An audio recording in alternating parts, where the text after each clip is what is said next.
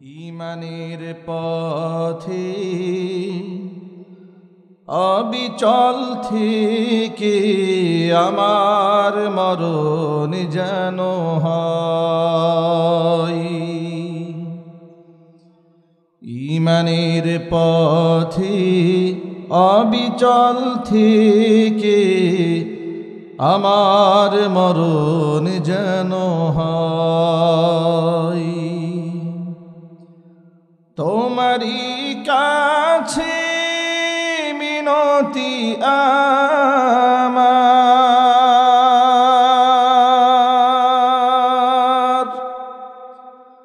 তোমারই কাছে মিনতি আমার, মহামহিম দয়াময়।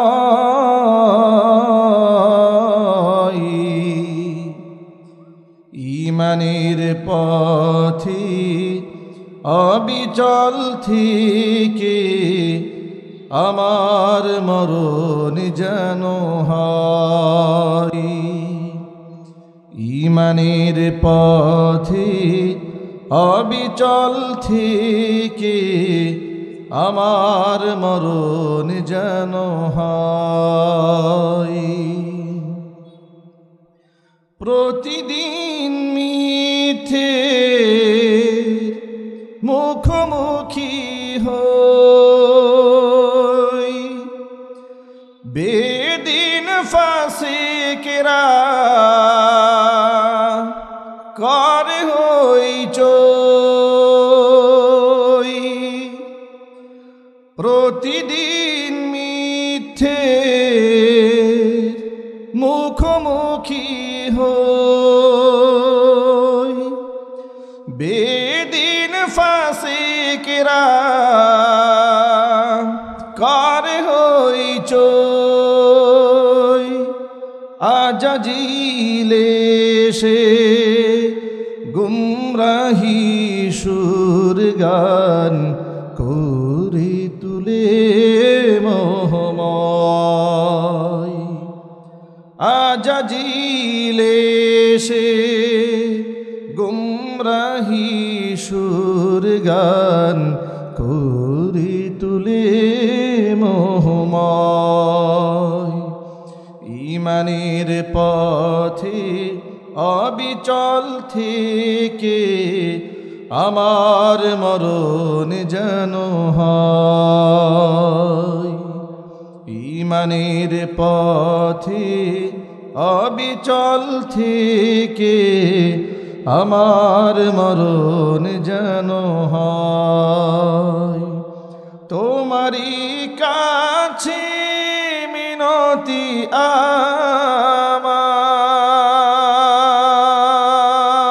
আমার, তোমারই কাছে মিনতি আমার, মহামহিম দয়াময়।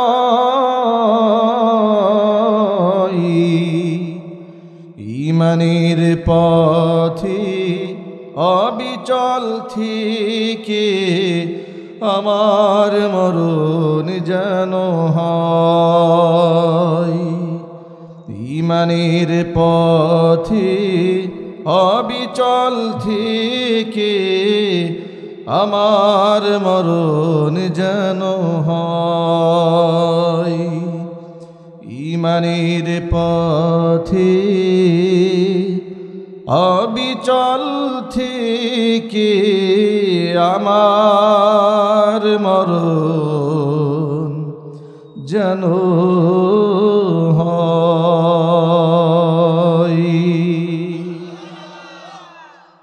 পৃথিবীর কোনো আলেম, পৃথিবীর কোনো বক্তা কি মানুষকে হেদায়েত দেওয়ার মালিক?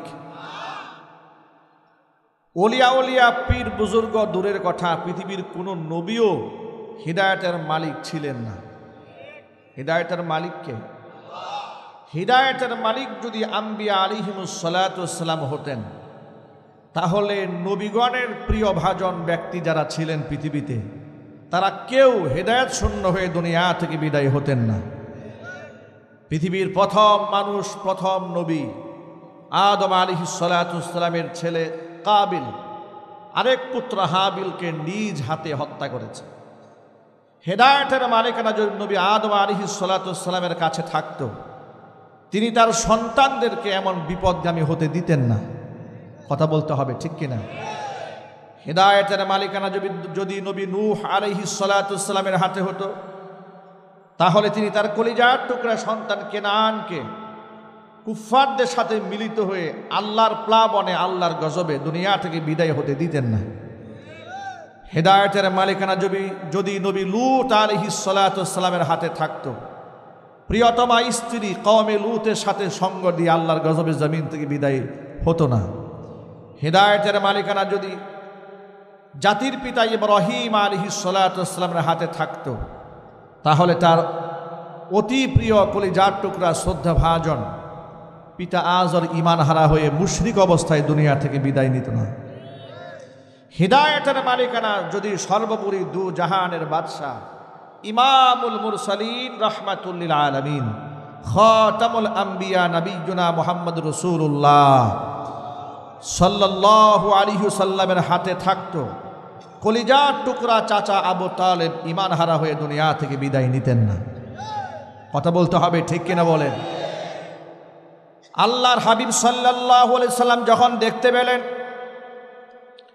কলিজার টুকরা চাচা আবু তালেব ঈমান হারা হয়ে জমিন থেকে বিদায় হয়ে গেলেন, নবীজি এত কাঁদলেন আর এত আফসোস করলেন।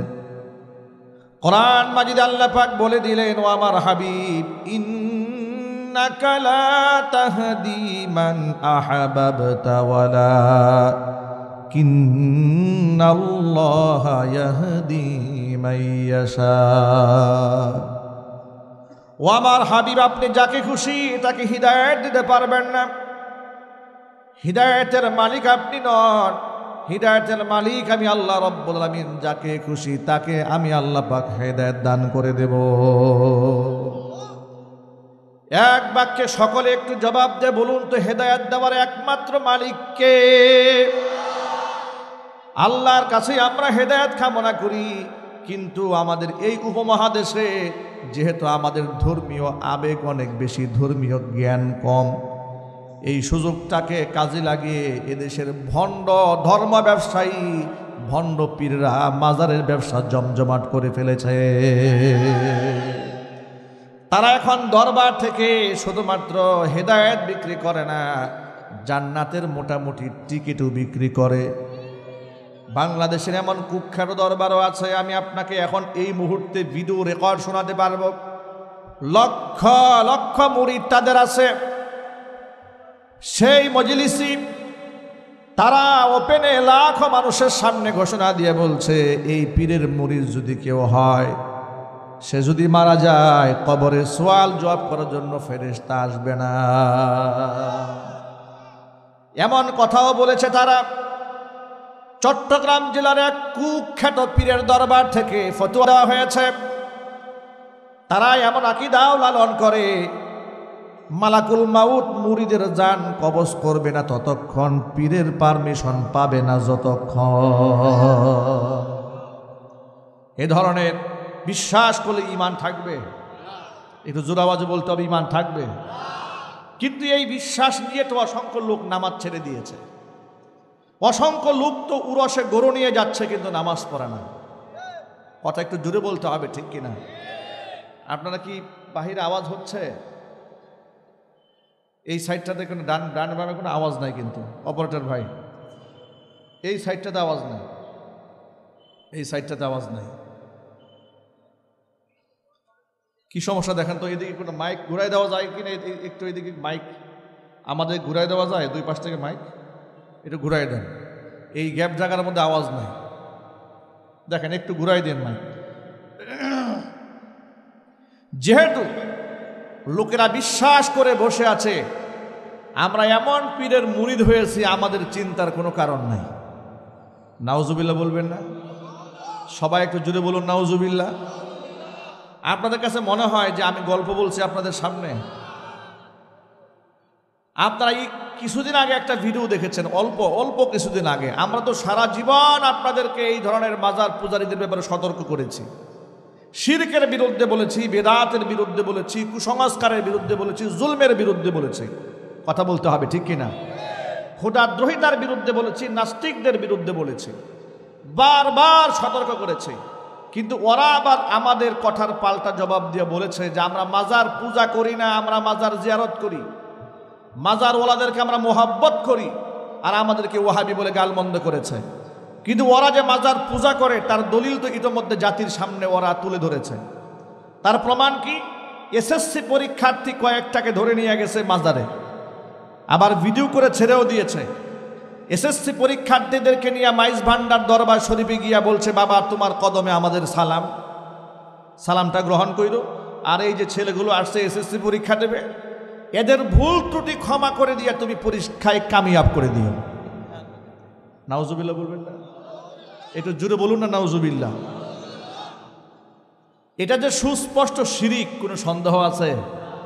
কবরে যিনি শুয়ে আছেন তিনি আমাকে সাহায্য করতে পারেন?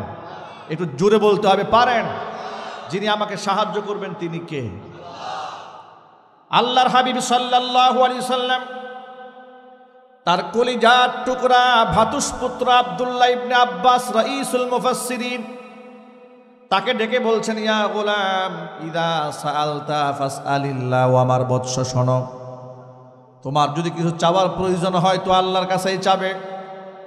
ওয়া ইদা ইসতাআনতা ফাসতাইন বিল্লাহ, সাহায্য প্রার্থনা করার প্রয়োজন হলে তুমি আল্লাহর কাছে সাহায্য প্রার্থনা করবে।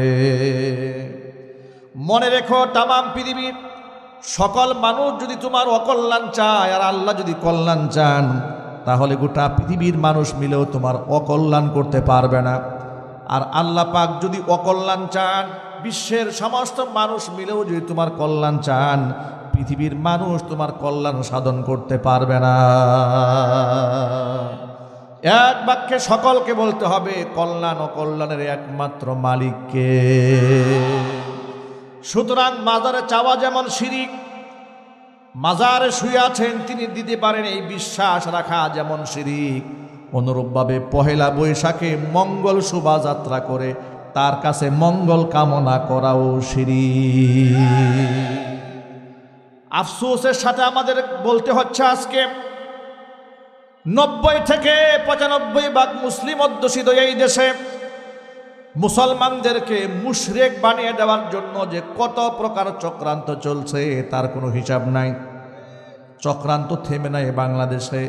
একেবারে দেশ স্বাধীন হওয়ার পর থেকে আজকের এই দিন পর্যন্ত দাড়ির বিরুদ্ধে চক্রান্ত হয়েছে, টুপির বিরুদ্ধে চক্রান্ত হয়েছে। কথা বলতে হবে ঠিক কিনা? আলেমদের বিরুদ্ধে চক্রান্ত হয়েছে। প্রত্যেক বছর 16 ডিসেম্বর যখন আসে, যেমন খুশি তেমন সাজো, এই ধরনের অনুষ্ঠানের মধ্যে এমন নিকৃষ্ট কিছু চরিত্র আছে, দুশ্চরিত্র, লম্পটের চরিত্র বোঝাবার জন্য মুখের মধ্যে আর্টিফিশিয়াল দাড়ি, মাথার মধ্যে টুপি, গায়ের মধ্যে সাদা পাঞ্জাবি দিয়া রাজাকার সাজিয়ে নাটক করা হয় বাংলাদেশে। এর চেয়ে বড় নির্লজ্জতা, বেহায়াপনা আর কি হতে পারে? ইসলামের সাথে এর চেয়ে বড় অপমান আর উপহাস কি হতে পারে? আমি জানি না কারা এখানে আওয়ামী লীগ আর কে কারা বিএনপিকে, জামাত ইসলাম জানার প্রয়োজন মনে করি না। শুধু আমি বিশ্বাস করি দাড়ির সাথে টুপির সাথে পাগড়ির সাথে আল্লাহর কসম দেশদ্রোহী রাষ্ট্রদ্রোহিতার কোনো সম্পর্ক নাই। দাড়ি টুপির সাথে সম্পর্ক আমার কলিজার টুকরা নবীজি। কথা বলতে হবে ঠিক কিনা? সুতরাং দাড়িকে ছাগলের দাড়ির সাথে তুলনা করা, কিংবা দাড়ি এবং টুপির ড্রেসআপ দেখলে জঙ্গিবাদ, মৌলবাদ এ শব্দ বলে যারা উপহাস করে, আল্লাহর নামের কসম করে বলি তারা দেশপ্রেমিক নয়, তারা হচ্ছে ধর্মদ্রোহী, তারা ক্ষুধাদ্রোহী। কথা বলতে হবে ঠিক কিনা বলে? গাজীপুরে আমি হাজারো মানুষের সামনে একটা চ্যালেঞ্জ করেছিলাম, অনলাইন সোশ্যাল মিডিয়াতে বক্তব্য এখনো ভেসে বেড়াচ্ছে। বাংলাদেশের মুক্তিযোদ্ধা মন্ত্রণালয়ের অধীনে মুক্তিযুদ্ধের যে মন্ত্রণালয় আছে, সেখানকার মুক্তিযুদ্ধ মন্ত্রী যিনি আছেন তিনি আমার গাজীপুরের সন্তান আ ক ম মোজাম্মেল হক এমপি সাহেব। কথা বলেন ঠিক কিনা? তার অধীনে তার নেতৃত্বে বাংলাদেশের রাজাকারদের 10,000 রাজাকারের তালিকা করা হয়েছিল। কথা বলেন, সব ভুলে গেছেন নাকি আপনারা? তালিকার মধ্যে যাদের নাম এসেছিল আমরা সেখানে ওপেন চ্যালেঞ্জ করে বলেছিলাম, ওই 10,000 তালিকার মধ্যে কয়জন আলেমের নাম আর দাড়ি টুপির নাম পাওয়া যায় একটুখানি জাতি জানতে চায়। কথা বলেন না ঠিক কিনা? আশ্চর্যের ব্যাপার, সেখানে শুধু দাড়িওয়ালা টুপিওয়ালাদেরকেই নাটকে দেখানো হয় যে এরাই খারাপ, এরাই রাজাকার, এরাই রাষ্ট্রদ্রোহী, এরাই ধর্মদ্রোহী। কিন্তু অসংখ্য শাহরিয়ার কবিরা যে ওই সময় মুরগি সাপ্লাই দিয়ে জাতির সাথে গাদ্দারি করেছে, ওই ইতিহাসগুলো নাটকে তুলে ধরা হয় না। কথা বলতে হবে ঠিক কিনা? ওদের চক্রান্ত থেমে নাই। দেশ স্বাধীন হওয়ার পর থেকে আজ অবধি দাড়ির সাথে যেমন ষড়যন্ত্র হয়েছে, টুপির সাথেও হয়েছে। এবার বর্তমান প্রজন্মের কাছে বিসমিল্লাহ, ইনশা আল্লাহ, মাশা আল্লাহ, আলহামদুলিল্লাহ নিয়েও চক্রান্ত চলছে।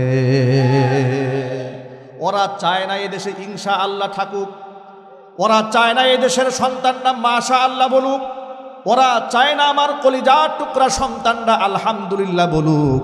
ওরা thank you, good morning, good bye, tata, bye bye, যাই যাই, খাই খাই, এগুলাই ওরা চায়। কথা বলতে হবে ঠিক কিনা? যে দেশের মধ্যে জয় শ্রীরাম স্লোগান চলে ওপেনে, জয় জগন্নাথের জয়, এমন কথা মুসলমান মন্ত্রীর মুখ থেকে বের হয় আল্লাহর কসম, সেই দেশে যখন আল্লাহু আকবার তাকবীরের ধ্বনিতে বাধা দেওয়া হয়, আবার সেই বাধা মুসলমান নামক কুলাঙ্গারের রায় দেয়। জোরে কোন ঠিক কিনা? আমি আপনাদের সামনে কথা একদম খোলাসা বলি, যেই দেশে অমুসলিমদের জয় শ্রীরাম স্লোগান মুসলমানের কণ্ঠ থেকে, মুনাফিক নামক এই সমস্ত ব্যক্তিদের কণ্ঠ থেকে বের হয়, কোনো বাধা নাই, সেই দেশে আমরা আমাদের জীবনের সবটুকুন শক্তি সামর্থ্য নিয়ে আল্লাহ পাকের তাকবীর স্লোগানের ধ্বনি দেব। পৃথিবীর কারো রক্ত চক্ষু দেখে আমরা পিছপা হব না। রাজি আছেন? কারা কারা বিদুৎ দেখতে চাই?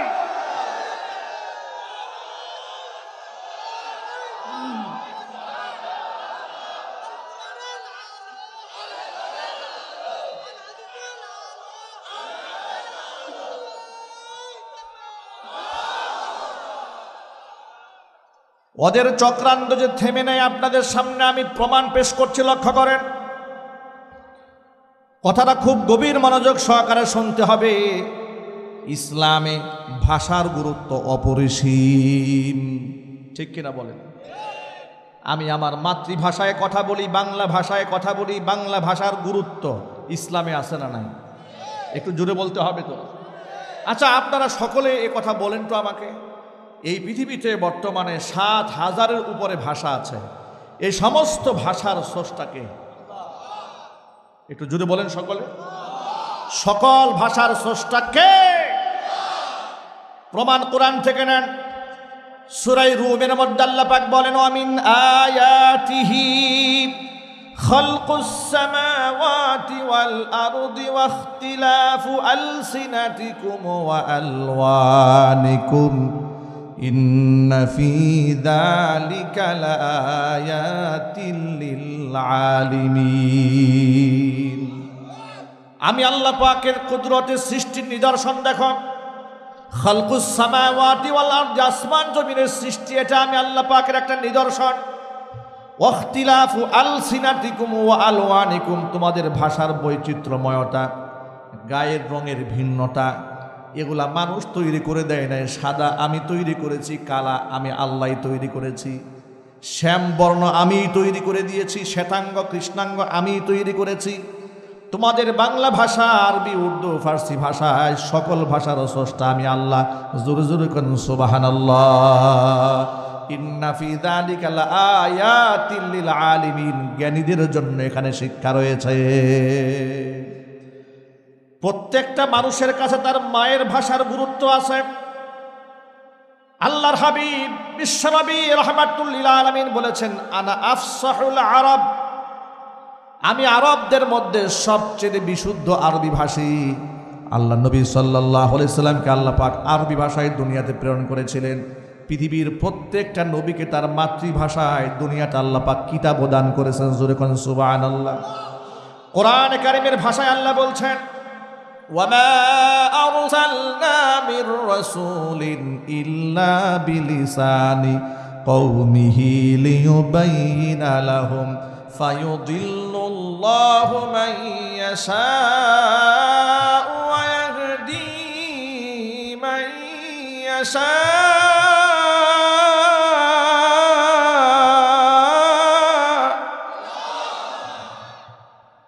ফায়ুদিল্লুল্লাহু মান ইয়াশাউ ওয়া ইয়াহদি মান ইয়াশাউ ওয়া হুয়াল আজিজুল হাকীম। আল্লাহ পাক বলেন, ওয়ামা আরসালনা মির রাসূলিন, এই পৃথিবীতে আমি এমন কোন রাসূল পাঠাই নাই ইল্লা বিলিসানি কওমিহি, তবে প্রত্যেকটা রসুলকে প্রেরণ করেছিলাম তার মাতৃভাষা দিয়েই। কারণ মায়ের ভাষায় মানুষ যেভাবে কথা বলতে পারে, অন্য ভাষায় সে যতই শিক্ষিত হোক না কেন, নিজের মায়ের ভাষা দিয়া মনের গভীরের যে আবেগটা, অনুভূতিটা যেভাবে বলা যায়, আপনি যদি আরবি ভাষার পণ্ডিত হন, ইংরেজি ভাষার পণ্ডিত হন, ফার্সি ভাষার পণ্ডিত হন, মায়ের ভাষা দিয়া হৃদয়ের গভীরের কথা যেভাবে বলতে পারবেন, অন্য ভাষা দিয়ে সেভাবে বলতে পারবেন না। ঠিক কিনা বলেন? এই জন্য ইসলামে ভাষার গুরুত্ব অপরিসীম। বাংলা ভাষার স্রষ্টা কে? আল্লাহ পাক। সুতরাং বাংলা ভাষার গুরুত্ব আমাদের কাছে আছে। ইসলামেও বাংলা ভাষার গুরুত্ব আছে, এর তাৎপর্য আছে। সুবহানাল্লাহ। আরো মজার ব্যাপার হচ্ছে, বাংলা ভাষার জন্য এই পৃথিবীটি জীবন দিয়েছে আমার বাংলাদেশের সোনার সন্তান, মুসলিম সন্তান, জাব্বার, সালাম, রফিক, তারা সকলেই মুসলমান ছিলেন। বাংলা ভাষার জন্য 1952 সনে তারা জীবন দিয়েছেন। জোরে করে বলতে হবে, ঠিক কিনা? সুতরাং বাংলা ভাষার গুরুত্ব যারা মুমিন মুসলমান, কোরআন শিক্ষায় যারা শিক্ষিত হয়, জ্ঞানী হয়, তাদের কাছে অপরিসীম। এটা নিয়ে আমাদের কোনো বাংলা ভাষা নিয়ে, বাংলা ভাষার বিরুদ্ধে এদেশের মুসলমানদের কিংবা আলেম ওলামাদের কোনো অ্যালার্জি নাই, বরং আছে ভালোবাসা, আছে বিশ্বাস। সুবহানাল্লাহ। কিন্তু আশ্চর্যের ব্যাপার কি জানেন? 21শে ফেব্রুয়ারি আন্তর্জাতিক মাতৃভাষা দিবস। এই দিবসে বাংলাদেশের একটি স্বনামধন্য টিভি চ্যানেল, নাম হচ্ছে এটিএন নিউজ। এটিএন নিউজে বাংলা ভাষার তাৎপর্য বর্ণনা করার জন্য একজন বাংলাদেশের বাংলা সাহিত্যিক নামক এক বুদ্ধিজীবীকে দাওয়াত দেওয়া হল। তিনি টক শোতে হাজির হয়ে বললেন যে, দেখুন, আমাদের বাংলা ভাষার মধ্যে ইদানিং বিকৃতিও চলছে। কারণ কি? কারণ এই দেশের তরুণ প্রজন্মের ছেলেরা ইদানিং কথায় কথায় মাশা আল্লাহ বলে, ইনশা আল্লাহ বলে, আলহামদুলিল্লাহ বলে, জাযাকাল্লাহ বলে। সুতরাং এটা হচ্ছে একটা বাংলা ভাষার বিকৃতি। নাউজুবিল্লাহ বলবেন না? আচ্ছা, আমি আপনাদের জ্ঞাতার্থে একটা প্রশ্ন করতে চাই। এই ভদ্রলোক বলেছে যে আমরা যখন ছোটবেলায় চিঠি আদান প্রদান করতাম, আমাদেরকে জিজ্ঞেস করা হতো তুমি কেমন আছো। লোকটা বলছে যে আমরা তখন বলতাম ভালো আছি। কিন্তু ইদানিং লোকেরা বলে, বাচ্চারা বলে আলহামদুলিল্লাহ ভালো আছে। আলহামদুলিল্লাহ লোকেরা কেন বলে? এটা হচ্ছে বাংলা ভাষার মধ্যে আরবি ভাষা ঢুকিয়ে এটাকে এক প্রকারের বিকৃত করা হচ্ছে বাংলা ভাষাকে। এখানটা হয় নাই। এই ভদ্রলোক কি বলেছে শোনেন। সেই ভদ্রলোক বলেছে, কেন তুমি আলহামদুলিল্লাহ বললা? উচিত ছিল আলহামদুলিল্লাহ না বলে যে আঙ্কেল আমি ভালো আছি। নাউজুবিল্লাহ বলবেন না? পাগলের মাথা নষ্ট হয়ে গেছে। উনি আরবি ভাষার বিরোধিতা করতে করতে ওনার অজান্তেই মুখ থেকে ইংরেজি বলে ফেলেছে। মানে ইনশাল্লাহ মাশাল্লাহ বললে বাংলা ভাষার বিকৃতি, কিন্তু আঙ্কেল বলতে কোনো অসুবিধা নাই। এই ভদ্রলোকটি নাম হচ্ছে সকৃত নোমান। উনি একজন লেখক এবং তিনি নাকি সাহিত্যিক। এর আগে জীবনেও নাম শুনি নাই। এই বিতর্ক আসার পরে, এই ভিডিওটা দেখার পরে নামটা শুনেছি। এরপরে তিনি বললেন যে দেশের তরুণ প্রজন্মের ছেলেরা ইদানিং খালি ইনশা আল্লাহ বলে। ইদানিং নাকি শুরু হয়েছে। পাগলের মাথা নষ্ট হয়ে গেছে। পাগলের কি হয়ে গেছে? মাথা নষ্ট হয়ে গেছে। আমি আমার সকল ভাইদেরকে একটা ইতিহাস শোনাতে চাই। আপনাদের কষ্ট হচ্ছে না তো? কোরআনে কারীম থেকে ছোট্ট একটা ইতিহাস শোনায়। আমি আমার খুতবার মধ্যে যে আয়াতে কারিমা তেলাওয়াত করেছি তার একটা তাৎপর্য আছে। কোরআনে কারীম এমন একটা কিতাব, এমন একটা আকর্ষণের কিতাব, যে আকর্ষণ কোনোদিন শেষ হবে না। কোরআনে কারিমের সিদ্ধান্তই চূড়ান্ত। ইন্না হাদাল কুরআনা ইয়াহদি লিল্লাতী হিয়া আকওয়াম। আল্লাহ পাক বলেন আমার কোরআন মানুষকে সেই পথের দিশা দেয় যা চূড়ান্ত সঠিক, যার মধ্যে ভুল হওয়ার কোনো সম্ভাবনা নাই। কোরআন যে জিনিসকে হালাল করেছে তাম পৃথিবীর সকল মানুষ মিলেও তার মধ্যে ত্রুটি বের করতে পারবে না। আবার কোরআন যে জিনিসটাকে হারাম করে দিয়েছে পৃথিবীর সমস্ত মানুষ মিলেও ওই হারামের মধ্যে কোনো কল্যাণ খুঁজে বের করতে পারবে না। উদাহরণ দিয়ে বলি, মদ খাওয়া হালাল না হারাম? সবাই একটু জোরে বলতে হবে তো। গাঁজা খাওয়া হালাল না হারাম? ইয়াবা খাওয়া হালাল না হারাম? ফেন্সিডিল খাওয়া হালাল না হারাম? ১,৫০০ বছর আগে আল্লাহ মদকে হারাম করে দিয়েছেন, কিন্তু মদের ফজিলত আবিষ্কার করার মতো কোনো ডাক্তার এই পৃথিবীতে আজও পর্যন্ত জন্ম নেয় নাই। সকল ডাক্তারেরা, সকল স্বাস্থ্য সচেতন ব্যক্তিরা এই সিদ্ধান্তে উপনীত হয়েছে মদের মধ্যে কল্যাণ নাই, কল্যাণ যা আছে ক্ষতিটা তার চাইতে বেশি মারাত্মক। এই জন্য আল্লাহ রাব্বুল আমিন চিরন্তনভাবে মদকে হারাম করে দিয়েছেন। কিন্তু এই কথাটা যখন আমরা এই দেশে তথাকথিত সুশীলদেরকে বলি, ওরা বুঝতে চায় না। ওরা বিশ্ববিদ্যালয়ের মধ্যে গাঁজা চত্বর বানিয়ে প্রকাশ্যে গাঁজা সেবন করছে, ধূমপান করছে। তাদের বিরুদ্ধে টক শোতে একটা কথাও কোনো বুদ্ধিজীবী উচ্চারণ করে না। ছাত্ররা যদি বিশ্ববিদ্যালয়ে দাড়ি নিয়ে চলে, টুপি নিয়ে চলে, এমনকি বোরকা নিয়েও যদি আমার কোনো মা বোন বিশ্ববিদ্যালয়ে পড়াশোনা করতে চায়, বোরকা নিষিদ্ধ করার জন্য পায়তারা করার লোক এই দেশে আছে না নাই? একটু জোর আওয়াজে বলতে হবে, আছে না নাই? ঢাকা বিশ্ববিদ্যালয় মেয়েরা যেন বোরকা পরে পরীক্ষার হলে ঢুকতে না পারে, সেখানকার প্রশাসনিক কর্মকর্তারা আইন করে দিয়েছিল চেহারা খুলে ঢুকতে হবে, কান খুলে ঢুকতে হবে। জিজ্ঞেস করা হলো কারণটা কি? পর্দা করা তো ফরজ, কিন্তু আপনারা ফরজের মধ্যে হানা দিচ্ছেন কেন? যুক্তি দিয়ে বলেছিল আইডেন্টিফিকেশনের জন্য, চেহারা চিহ্নিতকরণের জন্য। প্রশ্ন হলো, চেহারা চিহ্নিত করার জন্য পরপুরুষের সামনে মুখ খোলার প্রয়োজনটা কি? উপকরণ তো আরও আছে, পলিসি তো আরও আছে, সিস্টেমটাকে চেঞ্জ করলেই হয়ে যায়। তার প্রমাণ শোনেন। সিস্টেম চেঞ্জ করলে কেমনে হয়? প্রত্যেকটা ছাত্রী, প্রত্যেকটা পরীক্ষার্থীর হাতের মধ্যে আইডি কার্ড আছে না নাই? একটু জোরে বলতে হবে। প্রবেশপত্র আছে না নাই? এরপরেও যদি কলিজা ঠান্ডা না হয়, চেহারা দেখেই যদি শনাক্ত করার প্রয়োজন হয়, মহিলা শিক্ষিকাকে গেটের সামনে বসায় দাও, একজন করে ছাত্রী চেহারা দেখে দেখে ক্লাসরুমে ঢুকাইয়ে দেবে। এত বৈধ পলিসি থাকার পরেও সব পলিসি বাদ দিয়ে বলেছে না, চলবে না, মুখ খুলে ক্লাসরুমে ঢুকতে হবে। কেন আমার সন্তানেরা শিক্ষক নামক কুলাঙ্গারের সামনে কেন চেহারা খুলে ঢুকবে? এই বাংলাদেশে মুরাদ সরকারের মতো অসংখ্য লম্পট বদমাশ শিক্ষক সেজে বিশ্ববিদ্যালয়ে তারা দায়িত্ব পালন করছে। এই দেশের কিছু সুশীলরা বলে শিক্ষক হচ্ছে বাবার সমতুল্য, সুতরাং বাবার সামনে কোনো পর্দা নাই।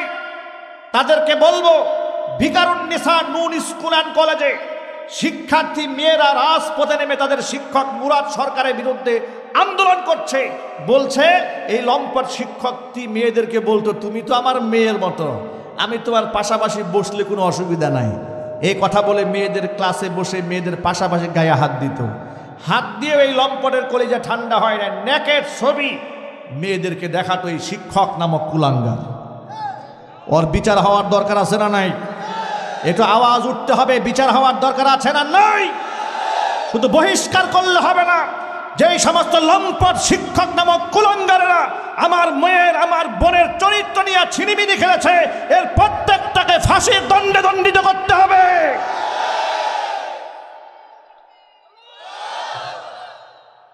ওরা আবার বলে শিক্ষক হচ্ছে বাবার সমতুল্য, সুতরাং বাবার সামনে কোনো পর্দা নাই। বাবার সামনে যদি পর্দা না করতে হয় তাহলে মুরাদের জন্ম হলো কেন? জবাব দাও, কথা বলতে হবে তো। এখানেই তো ঘটনা শেষ হয় নাই।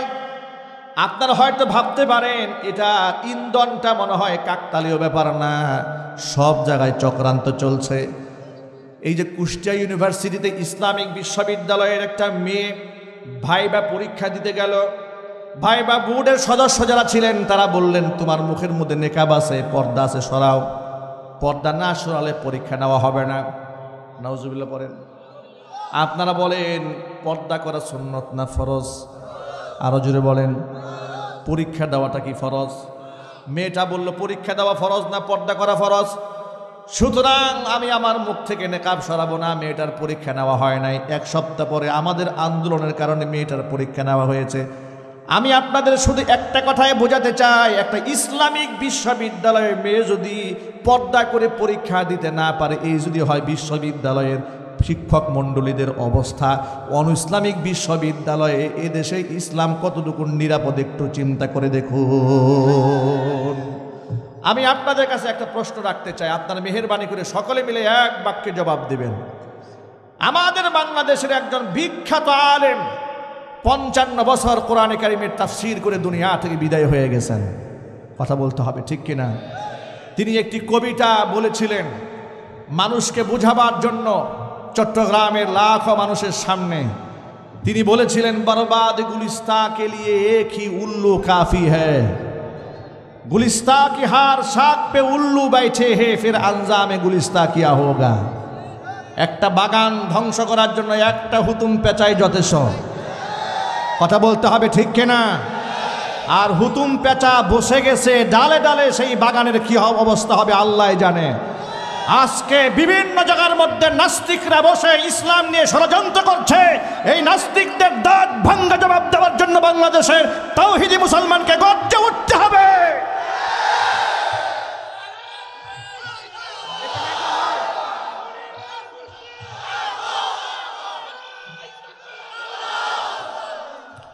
আমাদের বার্তা বড় স্পষ্ট, পর্দা নিয়ে কোনো ষড়যন্ত্র বাংলাদেশে মানা হবে না। আওয়াজ দিয়ে বলতে হবে। পর্দার বিধানকে আলেমরা বানিয়েছে। কে দিয়েছেন? আল্লাহর নামটা একটু আঙ্গুল উঁচা করেন। আমার মা বোনদের পর্দার বিধান কি হুজুরা বানিয়েছে?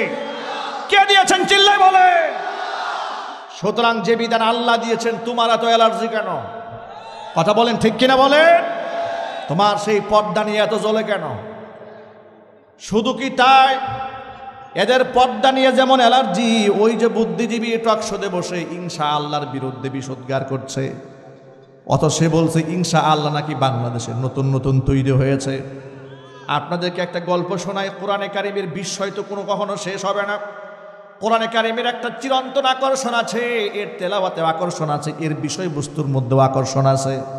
যারা কোরআন ভুল ধরার জন্য গবেষণা করেছে, কোরআন তাদের ভুল শুধরায় মুসলমান বানিয়ে দিয়েছে। ডক্টর মরিস বুকাইলির নাম তো নিশ্চয়ই শুনেছেন আপনারা, ঠিক কিনা বলেন? তিনি কোরআন শিক্ষা গ্রহণ করেছিলেন কোরআনের ভুল ধরার জন্য। তিনি যত কোরআন পড়েছেন, তিনি নিজের ভুল তত শুধরাই দিয়েছে কোরআন। সুবহানাল্লাহ বলেন। নিজে মুসলমান হয়ে কোরআনে কারিমের পক্ষে বই লিখেছেন। আল্লাহু আকবার বলেন। এই কোরআনের আকর্ষণ নতুন নয়। 1500 বছর আগে আল্লাহ নবী যখন কোরআনে কারিমের তেলাওয়াত করতেন, তার আকর্ষণ এত বেশি ছিল, যার উপর কোরআন নাজিল হয়েছে কাফের বেঈমানরা পর্যন্ত নবীজির কণ্ঠে কোরআন না শুনে রাতের বেলায় ঘুমাতে পারত না। এখনো পর্যন্ত বাংলাদেশ সহ গোটা পৃথিবীর হাফেজ সাহেবরা যখন তেলাওয়াত করে, তিলাওয়াতের আসর মানুষের অন্তরে এমনভাবে পড়ে যায়। আমি আমার নিজের চোখে দেখেছি। নামাজের মধ্যে গভীর মনোযোগ সহকারে ফজরের নামাজের ইমামতি করেছি, দেখেছি পিছনের মুসল্লিরা কাঁদতে কাঁদতে চোখের পানি দিয়ে বুক ভাসিয়ে ফেলেছে। কান্নার আওয়াজ সামনে থেকে শোনা গেছে। মসজিদুল হারাম, মক্কাতুল মুকাররমা, মদিনাতুল মুনাওয়ারা এখনো পর্যন্ত খতমে তারাবির নামাজ 20 রাকাত হয়, ঠিক কিনা বলেন? 20 রাকাত তারাবির নামাজের মধ্যে ইমাম সাহেব যখন তেলাওয়াত করেন, তিলাওয়াত শুনে ভাষা বুঝে না, শব্দও বুঝে না, শুধু কানে আওয়াজ শুনে। কোরআনে কারিমের তেলাওয়াত শুনে যে কত হাদি সাহেবরা উমরা করতে গিয়ে কান্দে, দৃশ্য নিজ চোখে আপনারা দেখে নিবেন। কারণ হলো কোরআনে কারিম সম্পর্কে আল্লাহ রাব্বুল আলামিন নিজেই বলে দিয়েছেন, ইন্নামাল মুমিনুনা আল্লাযীনা ইযা যুকিরাল্লাহু ওয়াজিলাত কুলুবুহুম وَإِذَا تُلِيَتْ عَلَيْهِمْ آيَاتُهُ زَادَتْهُمْ إِيمَانًا। নিশ্চয়ই যারা ইমানদার, ইমানদারের সামনে যখন আমি আল্লাহ পাকের জিকির করা হয়, ওয়াজিলাত কুলুবহুম, অন্তরটা তাদের বিগলিত হয়ে যায়। ওয়া ইযা তুলিয়াত আলাইহিম আয়াতুহু, আমার আয়াত যখন তিলাওয়াত করে শোনানো হয়, যাদাতুহুম ঈমানা, তাদের ঈমানটা বেড়ে যায়। জোরে জোরে কোন সুবহানাল্লাহ। আমার ভাইরা, সামনে রমজানুল মুবারক আগত। ওই রমজানে অন্ততপক্ষে 20 রাকাত খাতমে তারাবির নামাজের মধ্যে 30 পারা কোরআনে কারিমের তেলাওয়াত আমরা করতে চাই এবং শুনতে চাই, বলি ইনশাআল্লাহ। খাতমে তারাবির নামাজ পরিপূর্ণভাবে হক আদায় করে পড়ার আগ্রহ আছে? কার কার হাত দেখতে চায়? নিয়ত আছে কার কার? হাত দেখি। আল্লাহর কাছে দোয়া করবো, আল্লাহ পাক যেন আপনাদের মনের নেক আশা পূরণ করে দেয়। জোরে কোরআন আমিন। একেবারে ছোট্টবেলায় যখন 11-12 বছর বয়স, তখন আমি আল্লাহ রাব্বুল আলামিনের কোরআনে কারীম হিফজ সম্পন্ন করার তৌফিক আল্লাহ আমাকে দান করেছে। লম্বা সময় এই খতমে তারাবির নামাজের ইমামতি করেছি। আমি দেখেছি যেদিন নামাজের মধ্যে বেশি তারতিলের সাথে, মোহাব্বতের সাথে তেলাওয়াত হয়েছে, ওই নামাজের প্রতি মানুষের মোহাব্বত আরও বেড়ে গেছে। নামাজের মধ্যে কোনো তাড়াহুড়া চলবে না। বাংলাদেশে পাইকারি ধরে নামাজ হয়, ঠিক কিনা বলেন? পাইকারে ধরে নামাজ চলবে না, পাইকারে ধরে সিজদা চলবে না, পাইকারে ধরে তিলাওয়াত চলবে না। এমন যেন না হয় ইয়ালামুন আর তালামুন ছাড়া কোনো শব্দই বোঝা যায় না। এমন হাফেজ সাহেব বাংলাদেশে নাই? জোরে বলতে হবে, আছে না নাই? আমি আপনাদেরকে সামান্য একটুখানি খাতমে কোরআনের তিলাওয়াত শোনাচ্ছি তারাবির নামাজের। আউযু বিল্লাহি মিনাশ শাইতানির রাজীম। বিসমিল্লাহির রহমানির রহিম। আলহামদুলিল্লাহি রাব্বিল আলামিন, আর রহমানির রহিম, মালিকি ইয়াউমিদ্দিন, ইয়্যাকা না'বুদু ওয়া ইয়্যাকা নাস্তাঈন। ইহদিনাস সিরাতাল মুস্তাকিম, সিরাতাল লাযীনা আন'আমতা আলাইহিম غير المغضوب عليهم ولا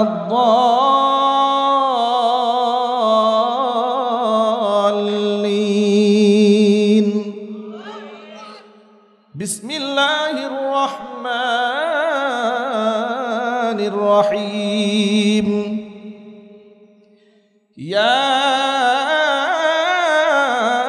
أيها الذين آمنوا قاتلوا الذين يلونكم من الكفار وليجدوا فيكم غلظة واعلموا أن الله مع المتقين. وإذا ما أنزلت سورة فمنهم من يقول أيكم زادته هذه إيمانا فأما الذين آمنوا فزادتهم إيمانا وهم يستبشرون. وأما الذين في قلوبهم مرض فزادتهم رجسا إلى رجسهم وماتوا وهم كافرون. أولا يرون أنهم يفتنون في كل عام مرة أو مرتين ثم لا يتوبون ولا هم يذكرون. وإذا ما أنزلت سورة نظر بعضهم إلى بعض هل يراكم من أحد ثم انصرفوا صرف الله قلوبهم بأنهم قوم لا يفقهون.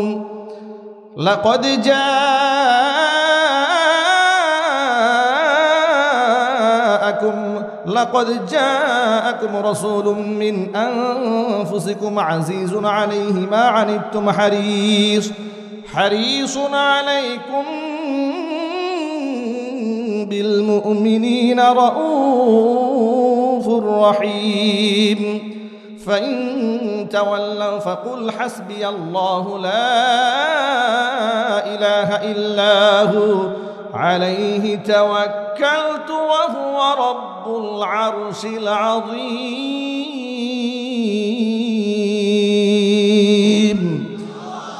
صدق الله العلي العظيم. নামাজের মধ্যে যত ধ্যানমগ্নতার সাথে হাফেজ সাহেব তিলাওয়াত করবেন, মুসল্লিদের নামাজের প্রতি মহব্বত আরও বেড়ে যাবে। কথা বলতে হবে, ঠিক কিনা? এই জন্য রমজান মাসের তেলাওয়াত যেন পাইকারি ধরে না হয়, ঠিক কিনা? রুকু সেজদা স্থিরভাবে করতে হবে। আমরা বলি ইনশাআল্লাহ, সবাই বলেন না ইনশাআল্লাহ? আচ্ছা, আপনারা একটা জিনিস কি খেয়াল করেছেন? আমি যখন এই সামান্য একটু তিলাওয়াত করেছি, আমি তো একেবারে আল্লাহর সবচেয়ে নগণ্য বান্দা। তা আমি যে তিলাওয়াত করলাম, আপনারা একেবারে এই মুহূর্তের মধ্যে পিং পতং নীরবতায় ভিন্ন একটা জগতে মূর্ছনে আপনারা হারায় গেলেন, ঠিক না? এখন আপনারা একটু চিন্তা করেন, এই কোরআন যখন আল্লাহ রসুল তিলাওয়াত করতেন, আগে বলেন আল্লাহু আকবার, আরো জোরে বলতে হবে আল্লাহু আকবার। এই তিলাওয়াত যখন আল্লাহর হাবিব নিজে তেলাওয়াত করতেন এই কোরআন, তখন মুসলমানদের অবস্থা কি হতো? এমন কি কাফের, আবু জাহেলের মতো কাফের, রাতের বেলায় নবীজি সাল্লাল্লাহু আলাইহি ওয়াসাল্লাম যখন তিলাওয়াত করতেন, আবু জাহেলের ঘুম আসতো না এই কোরআনের আকর্ষণে। সুবহানাল্লাহ, কি বাড়ি গিয়ে বলবেন নাকি? রাতের আধারে দাঁড়িয়ে থাকতো দেয়ালে পিঠ লাগিয়ে, নবীজির কণ্ঠে কোরআন শুনত। এই জন্য আমি আমার ব্যক্তিগত মূল্যায়ন করে বিভিন্ন মাহফিল একটা এক্সাম্পল দিয়ে বলি, ১৫০০ বছর আগের আবু জেহেলের চেয়ে বর্তমান আবু জেহেলের নাতিপুতিরা বেশি মারাত্মক। কারণ ১৫০০ বছর আগের আবু জেহেল দিনের বেলায় কোরআনের বিরোধিতা করলেও রাতের বেলায় চুপিসারি হুজুরের কণ্ঠতে কোরআন শুনেছে। আর বর্তমান আবু জেহেলের নাতিরা দিনের বেলায় কোরআনের বিরোধিতা করে, রাতের বেলায় কোরআনের মাহফিলকে বন্ধ করে দেয়। এই মাহফিল বন্ধ করার খেলা বাংলাদেশ থেকে বন্ধ হতে হবে। যে দেশে যাত্রাপালা হয় মাইকে বিরাট বড় সাউন্ড দিয়ে, বক্সে সাউন্ড দিয়ে গান হয়, ডিজে পার্টি হয়, বাধা দেওয়া হয় না, কোরআনের মাহফিলে কোনো বাধা মানা হবে না। কথা বলতে হবে, ঠিক কিনা বলে?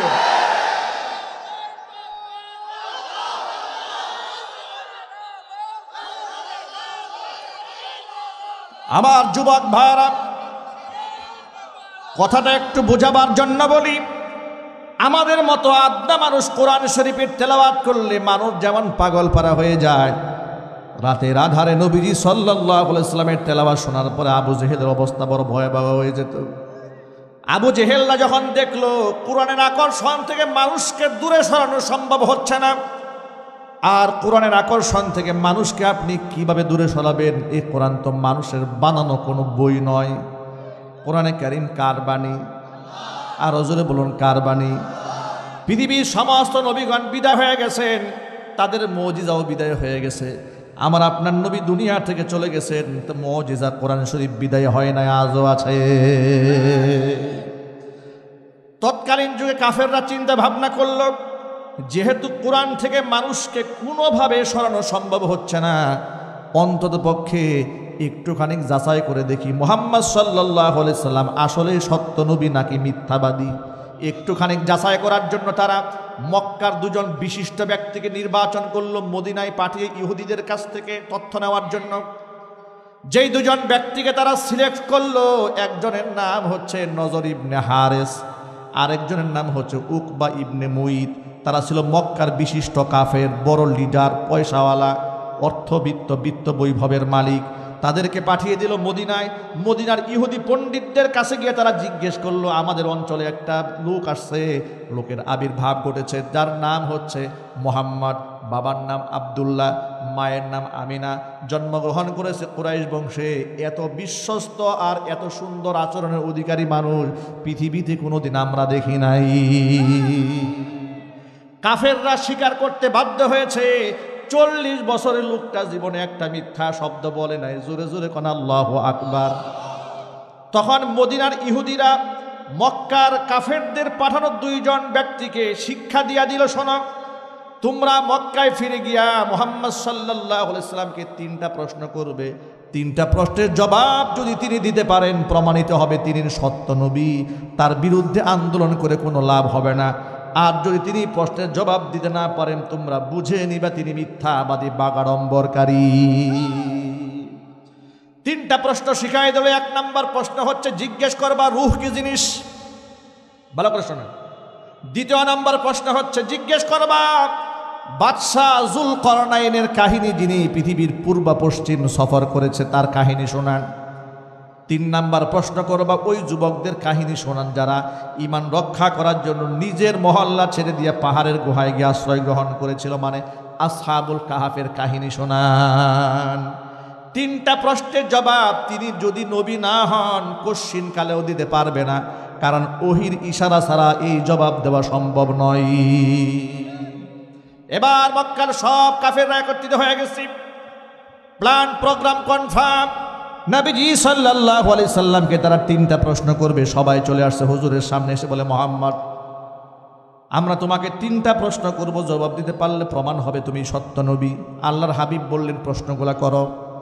বলল, তুমি জবাব দাও রূহ কি জিনিস, জবাব দাও বাদশাহ জুলকারনাইনের কাহিনী একটু আমাদেরকে শোনাও, আসহাবুল কাহাফের কাহিনী শোনাও। আল্লাহ নবী বললেন, তোমাদের 3 প্রশ্নের জবাব আমি আগামীকাল দেব। তিনি যখন বললেন আগামীকাল দেব, তিনি ইনশাআল্লাহ বলতে ভুলে গেলেন। ইনশাআল্লাহ বলতে ভুলে গেলেন। জিবরাইল আলাইহিস সালাতু ওয়াস সালাম যেহেতু প্রতিনিয়ত রাসূলের কাছে আসে, নবীজি সাল্লাল্লাহু আলাইহি সাল্লামের একটা কনফিডেন্স ছিল, আত্মবিশ্বাস ছিল, জিবরাইল তো নিশ্চয়ই আসবে। জিবরাইল কাছ থেকে আমি প্রশ্নের উত্তর জেনে নেব আর এদেরকে শোনাই দেব। জিবরাইল রাসূল পাক সাল্লাল্লাহু আলাইহি ওয়াসাল্লামের কাছে এত ঘন ঘন আসতেন, 23 বছর নবুয়তের জীবনে নবীজির কাছে জিবরাইল আসছে 40,000 বার। আরো জোরে কতবার এসেছে? 40,000 বার জিবরাইল আমিন রাসূলের কাছে এসেছে। এখন এই যে নবীজি বললেন যে আমি তোমাদেরকে কালকে বলবো, ইনশাআল্লাহ বলতে ভুলে গেলেন। কাল যখন চলে এসেছে, জিবরাইল আলাইহিস সালাতু ওয়াস সালাম আর আসেন না। নবীজি সাল্লাল্লাহু আলাইহি ওয়াসাল্লাম বড় পেরেশান হয়ে গেলেন, কেন জিবরাইল আসে না? হুজুর বারবার আকাশ পানে তাকায় থাকেন। সারা দিন চলে গেল, পরের দিন চলে আসে, জিবরাইল আসে না। আর কাফের বেঈমানরা গোটা সমাজের মধ্যে কানা ঘোষা করে ভরে ফেলেছে মুহাম্মদ মিথ্যাবাদী। এমনকি তারা এমন শব্দ বলেছে যে মুহাম্মদেরকে যে জিনে ধরছিল ওই জিন মুহাম্মদ সাল্লাল্লাহু আলাইহি ওয়াসাল্লামকে ছেড়ে পালায় গেছে। নাউযুবিল্লাহি মিন যালিক। এভাবে তারা যখন উপহাস করতে শুরু করলো, একদিন চলে যায়, দ্বিতীয় দিন চলে যায়, তৃতীয় দিন চলে যায়, চতুর্থ পঞ্চম দিন চলে গেল, সপ্তাহ পার হয়ে গেল, জিবরাইল আসে না। নবীজির পেরেশানের মাত্রা বাড়তে বাড়তে বাড়তে বাড়তে এমন অবস্থা হয়ে গেল, নবী করিম সাল্লাল্লাহু আলাইহি সাল্লাম সিজদা থেকে মাথা উঠান না। কি হলো, কেন জিবরাইল আসে না? এদিক দিয়ে কাফেররা যে কত বাজে কথা বলতে শুরু করেছে। এভাবে টানা 15টা দিন পার হয়ে গেছে, জিবরাইল আলাইহিস সালাতু ওয়াস সালাম আসে না। 15 দিন পরে কোরআনে কারিমের এই 3টা প্রশ্নের জবাব নিয়ে আল্লাহ রাব্বুল আলামিন 30 পারা কোরআনের গুরুত্বপূর্ণ একটা সূরা, সূরাতুল কাহাফ, জিবরাইল আলাইহিস সালাতু ওয়াস সালামকে দিয়ে জমিনে পাঠালেন। সাথে পাঠিয়ে দিলেন 70,000 রহমতের ফেরেশতা। এই সূরা যখন নাজিল হয় তখন 70,000 রহমতের ফেরেশতা জমিনে অবতরণ করে এই সূরা সম্মানে। সূরার নাম কি? সবাই বলুন, সূরার নাম কি? সূরার নাম সূরাতুল কাহাফ। এই সূরার মধ্যে 3টা প্রশ্নের জবাবটা দেওয়া হয়েছে। সাথে সাথে সবচেয়ে ইম্পর্টেন্ট যেটা, নবী করিম সাল্লাল্লাহু আলাইহি ওয়াসাল্লামের জন্য কেন 15 দিন জিবরাইল আসলেন না? ঠিক কিনা বলেন? এই অশান্তি মন থেকে দূর হওয়ার দরকার আছে না নাই? এবার প্রশ্নের জবাব শোনেন। আল্লাহ রাব্বুল আমিন বললেন, ওয়ালা তাকুলান্না লিশাইইন ইন্নী ফাইলুন যালিকা গাদা ইল্লা আন ইয়াশা আল্লাহ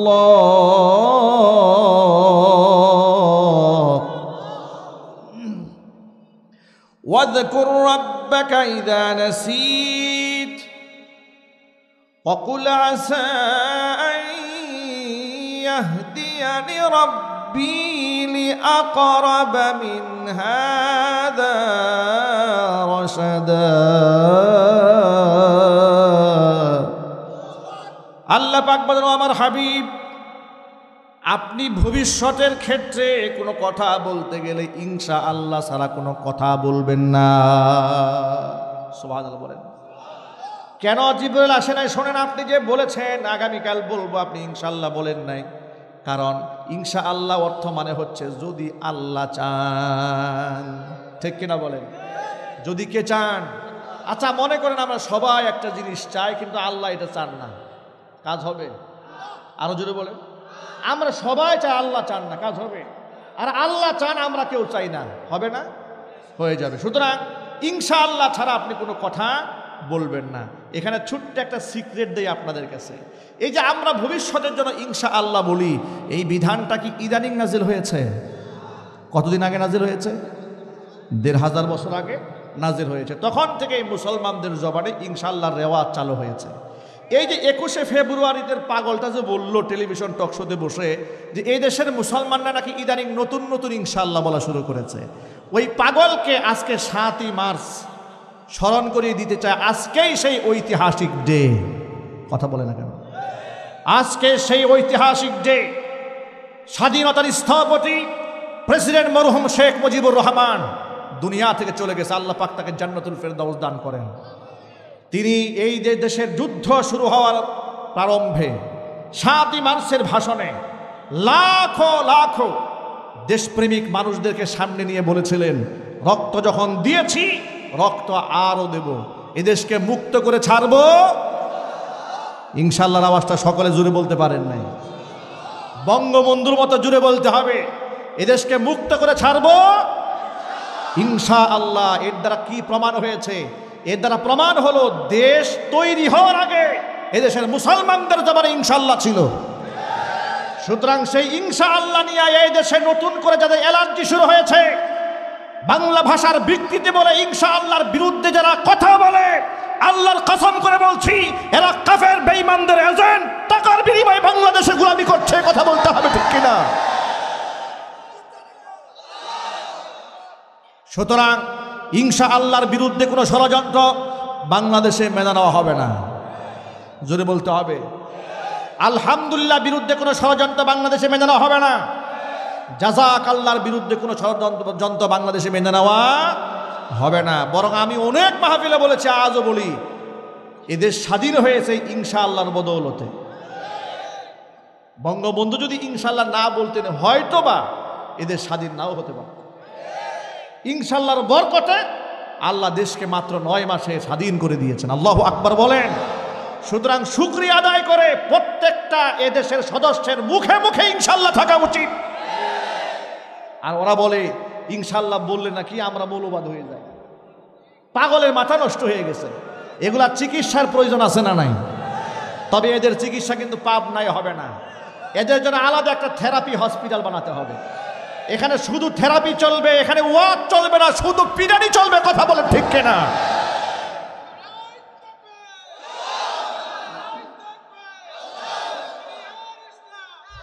আপনাদেরকে একটা ছোট্ট একটা গল্প বলি।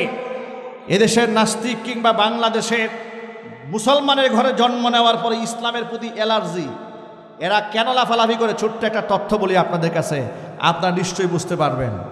কাল্পনিক গল্প, শিক্ষণীয়। রাজা যাচ্ছে হাতির উপর সওয়ার হয়ে। হাতির উপর সওয়ার হয়ে রাজা হাঁকিয়ে যাচ্ছে বিরাট বড় বহর নিয়ে। হঠাৎ করে রাস্তার ডান পাশ থেকে একটা ব্যাঙ লাফ দিয়ে হাতির পায়ে লাথি মেরেছে। রাজা মশাই দেখে ফেলেছে যে ব্যাঙের এত বড় সাহস, রাজার হাতির পায়ে লাথি মারা রাস্তার ব্যাঙ, এই সাহস থেকে পেল ব্যাঙ। উজির মশাই তথ্য তালাশ করো। উজির মশাই ব্যাঙরে ধরছে, কি রে ব্যাঙ দ্বারা তাকায় দেখে ব্যাঙ আগেও ল্যাংটা এখনো ল্যাংটা, কি লাভ দিল কেন? নিশ্চয়ই কোনো কারণ আছে। এবার কোনো তথ্য উনি আবিষ্কার করতে পারেন না। ব্যাঙের এই সাহস হইল থেকে রাজার হাতির পায়ে লাথি মারছে, সাহস পাইছে করতে, কারণ তো একটা আছে। দলের মধ্যে ছিল এক পণ্ডিত। পণ্ডিত বলল, রাজা মশাই যদি আমারে পারমিশন দেন তথ্য আমি আবিষ্কার করতে পারবো। বা ঠিক আছে, তোমাকে পারমিশন দেওয়া হলো, তথ্য বের করো। ওরে এত সাহস করতে গেছে, আমার হাতি পায়ে লাথি মেরেছে। এরপরে বেচারা মাটি খুঁড়ছে, 5 হাত মাটি খুঁড়ে 5 টাকার একটা কয়েন পাইছে। বলে, রাজা মশাই তথ্য তো পাওয়া গেছে, ব্যাংক তো এমনি লাভ দেয় না, এই টাকার গরমে লাভ দিছে। এদেশে নাস্তিক বেঈমানরা টেলিভিশনে বসে যে লাভ দেয়, আপনারা মনে করেন এমনি লাভ দেয়? ওরা ইসরায়েলের টাকা খেয়ে লাভ দেয়, ওরা রামবামদের টাকা খেয়ে লাভ দেয়। কথা বলতে হবে, ঠিক কিনা? কিন্তু এই লাফালাফি করে কাজ হবে না। লাফালাফি তোমাদের আগে বহু লোক করেছে, জুতা পিটাও তারা খেয়েছে। সুতরাং পর্দা নিয়ে, ধর্ম নিয়ে, ইসলাম নিয়ে, দাড়ি নিয়ে, টুপি নিয়ে, মসজিদ নিয়ে, মাদ্রাসা নিয়ে কোনো ষড়যন্ত্র বাংলাদেশে বরদাস্ত করা হবে না।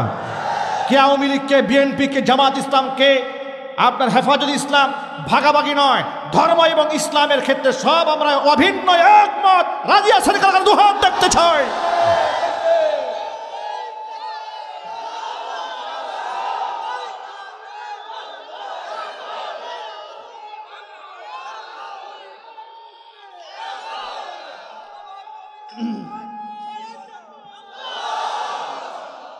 আমার যুবক ভাইরা, সুতরাং ইনশাআল্লাহ আমরা কোরআন থেকে শিক্ষা গ্রহণ করেই বলেছি, কথা বলতে হবে, ঠিক কিনা? মাশাআল্লাহ আমরা কেন বলি একটুখানি শোনেন। নবী করিম সাল্লাল্লাহু আলাইহি সাল্লাম বলেছেন, আল্লাহ আইনু হাক্কুন, মানুষের নজর সত্য।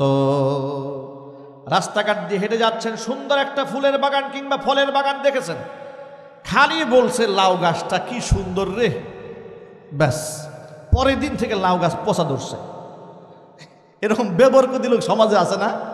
এটা কিন্তু হাদিস দ্বারা প্রমাণিত। নবী করিম সাল্লাল্লাহু আলাইহি ওয়াসাল্লাম বলেছেন, আল্লাহ আইনু হাক্কুন, মানুষের নজর সত্য। সুন্দর একটা ফুটফুটে সন্তান, বাচ্চা দেখলেন, দেখার পর আপনি কি বললেন? বাপরে বাপ, কি সুন্দর ছেলে, জীবনেও দেখি না এত সুন্দর বাচ্চা। ব্যাস মুখের মধ্যে কিচ্ছু নাই, আলহামদুলিল্লাহ, ইনশাআল্লাহ নাই, মাশাআল্লাহ নাই, কিচ্ছু নাই, বলে ফেলেছেন। নবী করিম সাল্লাল্লাহু আলাইহি ওয়াসাল্লাম বলেছেন, খবরদার তোমরা এই ধরনের কিছু দেখলে জবানে বলবা মাশাআল্লাহ। এটা যদি তুমি বলো, মাশাআল্লাহ বললে তুমি যত ভালো কিছু প্রশংসা করো না কেন, তোমার বদনজর লাগবে না। সুবহানাল্লাহ বলেন।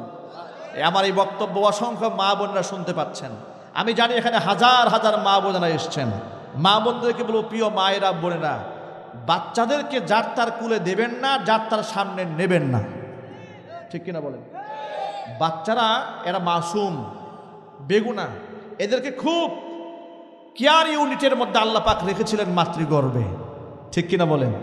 এটা কেয়ার ইউনিট থেকে ওরা দুনিয়াতে এসছে। এই দুনিয়ার মধ্যে অসংখ্য জীবাণুতে ভরে গেছে। ওদেরকে খুব আগলে ধরে মোহাব্বতের সাথে লালিত পালিত করে বড় করতে হবে। মানুষ যদি আপনার বাচ্চাকে দেখে প্রশংসা করে ভূয়সী, আপনি হাসি না দিয়ে প্রথম বলবেন যে ভাই আপনি একটু মাশাআল্লাহ বলেন, ঠিক কিনা বলেন? আপনি মাশাআল্লাহ বলেন, তাহলে আমার সন্তানের কোনো ক্ষতি হবে না। যদি মাশাআল্লাহ ছাড়াই আপনার সন্তানকে প্রশংসা করলো, আপনি একেবারে খুশিতে আদমরা হয়ে গেছেন, পরের দিন দেখবেন বাচ্চার পাতলা পায়খানা শুরু হয়ে গেছে। এগুলা করা যাবে না। আমরা হাদিস থেকে শিক্ষা গ্রহণ করেছি, ভালো কিছু দেখলে কি বলবো? মাশাআল্লাহ, তাহলে নজর আর লাগবে না। কেউ আমার কোনো উপকার করেছে, আমি বলবো জাযাকাল্লাহ, ঠিক কিনা বলেন? জাযাকাল্লাহ শব্দের অর্থটা কি? অর্থ হচ্ছে আল্লাহ তোমাকে বিনিময় দান করুন। এ দোয়া বলার দরকার আছে না নাই? কি আফসোস, এটা বললেও নাকি আমরা মৌলবাদ হয়ে যাই। আমি আলহামদুলিল্লাহ কেন বলি? আপনি যখন আমাকে বললেন যে ভাই আপনি কেমন আছেন, আমি কি বলেছি? আলহামদুলিল্লাহ। সবাই বলেন তো আমরা কি বলবো? আবার বলুন, কি বলবো? কারণ আমি তো সুস্থ থাকার মালিক নই, সুস্থ আমারে কে রেখেছেন? সুতরাং আল্লাহর প্রশংসা তো আমার জবানে থাকতে হবে। আল্লাহ রাব্বুল আমিন কোরআন মাজিদের মধ্যে বলেছেন, লাইন শাকারতুম লাযীদান্নাকুম ওয়া লাইন কাফারতুম ইন্না আযাবি লাশাদীদ। যদি তোমরা আমার দেওয়া নিয়ামতের শুকরিয়া আদায় করো, আমি আল্লাহ পাক নিয়ামতের তোমাদের জন্য নিয়ামত আরো বৃদ্ধি করে দেব। ওয়ালা ইন কাফারতুম, নিয়ামত যদি পাওয়ার পরেও যদি কুফরি করো, না শুকরি করো, ইন্না আযাবি লাশাদীদ, জেনে রেখো আমার শাস্তি বড় ভয়ঙ্কর কঠিন। আমি এই জন্য আলহামদুলিল্লাহ বলি, কারণ আল্লাহ নবী বলেছেন সুস্থতার নিয়ামতের চাইতে দামি নিয়ামত মানুষের জীবনে আর নাই। মুসা আলাইহিস সালাতু ওয়াস সালাম আল্লাহকে একটা আনকমন প্রশ্ন করেছিলেন, কথাটা ভালো করে শোনেন। মুসা কালিমুল্লাহ আল্লাহ রাব্বুল আলামিনকে একটা চমৎকার প্রশ্ন করেছিলেন। সেই প্রশ্ন হচ্ছে, আল্লাহ তুমি যদি বান্দা হতে, আমি মুসা যদি রব হতাম, তুমি আমার কাছে কি চাইতে? সুবহানাল্লাহ বলেন। আচ্ছা, এই প্রশ্নটা কতটা গভীর সম্পর্ক হলে বলা যায়, একটু আন্দাজ করতে পারেন? আল্লাহ তুমি যদি বান্দা হতে, আমি যদি রব হতাম, তুমি আমার কাছে কি চাইতে? সর্বপ্রথম আল্লাহ পাক বললেন, মুসারে আমি তোমার কাছে সর্বপ্রথম সুস্থতার নিয়ামতটা চেয়ে নিতাম। তাহলে আমাদেরকে যে আল্লাহ সুস্থ রেখেছেন, শুকরিয়া আদায় করার দরকার আছে না? জোরে বলেন, আছে না নাই? আপনাদেরকে গত রাতের একটা ঘটনা শোনা, এই কথাটা সবাই শুনবেন। একজন লোকও এই কথাটা অন্য মনস্ক হয়ে শুনবেন না, কথাটা খুব ইম্পর্টেন্ট কথা। গত রজনীতে একটা ঘটনা ঘটেছে। গত রাতে আমার দুটো প্রোগ্রাম ছিল। একটা প্রোগ্রাম ছিল আমার গাজীপুর ধীরাশ্রমে, আরেকটা প্রোগ্রাম ছিল আমার পূর্বাচল 12 নম্বর সেক্টরে। এই দুই প্রোগ্রাম শেষ করে রাত তখন আনুমানিক 1:30 কিংবা 1:30টার মতো বাজে। আমি যখন গাজীপুর ধীরাশ্রমের রাস্তা দিয়ে আমার বাসার উদ্দেশ্যে যাচ্ছি, তখন দেখি একটা অটো ড্রাইভার রোড অ্যাক্সিডেন্ট করে রাস্তায় পড়ে আছে, মনে হচ্ছে তিনি মারা যাবেন, আমাদের কাছে মনে হচ্ছিল। এই দৃশ্য দেখে আমরা গাড়ি ব্রেক করে দাঁড়িয়ে আছি। আমরা এতটুকু নিশ্চিত হতে পেরেছি যে উনি এমনিতেই পড়ে নাই, হয়তো চলার পথে কোনো গাড়ি তাকে ধাক্কা দিয়ে চলে গেছে। কিন্তু যিনি ধাক্কা দিয়েছেন নিশ্চয়ই তিনি টের পেয়েছেন, কিন্তু বাঁচার ভয়ে ইনি এখান থেকে এই ব্যক্তিটাকে ফেলে চলে গেছে। দেখার পরে আমি ড্রাইভার সাহেবকে বললাম গাড়িটা একটু থামান। আমার সাথে সফর সঙ্গী ছিলেন, তারাও এখানে দাঁড়ালেন। দাঁড়াবার পরে আমরা এই লোকটার কাছে গেলাম, গিয়ে দেখি মাথা থেকে রক্ত ঝরছে, পা থেকে রক্ত ঝরছে। আমাদের বিবেক খুব নাড়া দিল যে এমন একটা অসহায় দরিদ্র মানুষ, যারা অটো চালায়, রিক্সা চালায়, তারা কি শিল্পপতি, বড়লোক? নিশ্চয় তারা গরিব মানুষ। এই গরিব মানুষটাকে ফেলে আমরা বিছানায় গিয়ে শুয়ে থাকবো, বিবেকে যে এতভাবে নাড়া দিচ্ছে যে এটা হয় না। কিন্তু এত রাতে এই রুগীটাকে করবোটাকে, খুব পেরেশান হয়ে গেলাম। গা থেকে রক্তও ঝরছে। চিন্তা ভাবনা করলাম একটু দাঁড়াই, আল্লাহ যা ফয়সালা করার করবেন।